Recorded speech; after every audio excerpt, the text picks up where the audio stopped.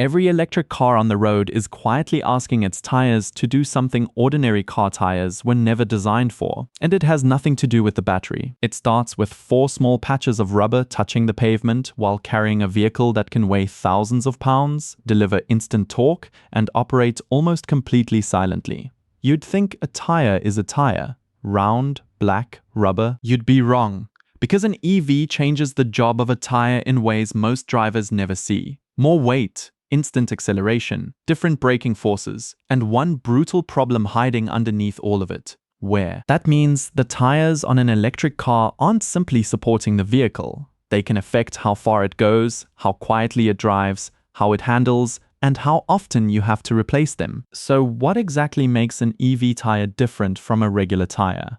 And why can putting the wrong tires on an electric car cost you far more than you might expect? The weight problem. Start with the obvious. Electric cars are heavy, brutally heavy.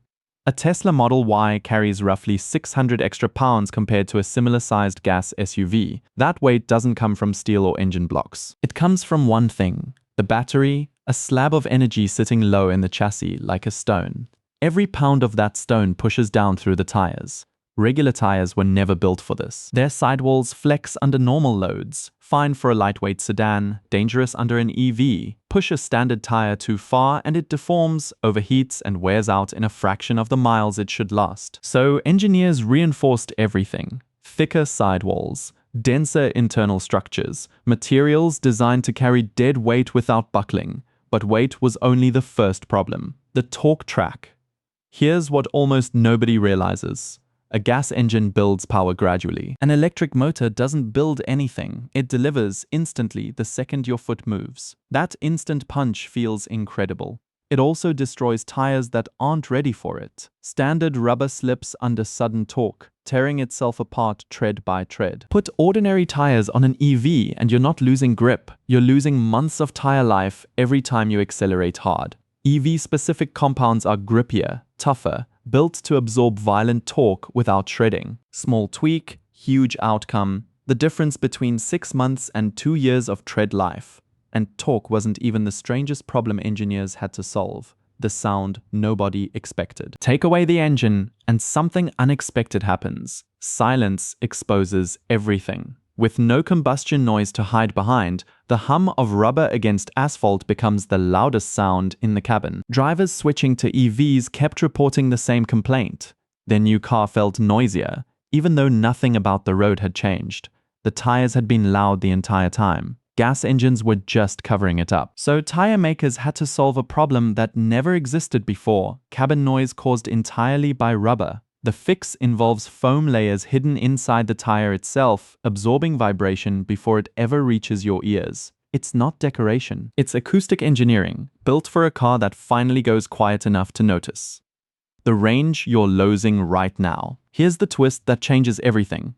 Every EV tire decision eventually comes back to one number: range.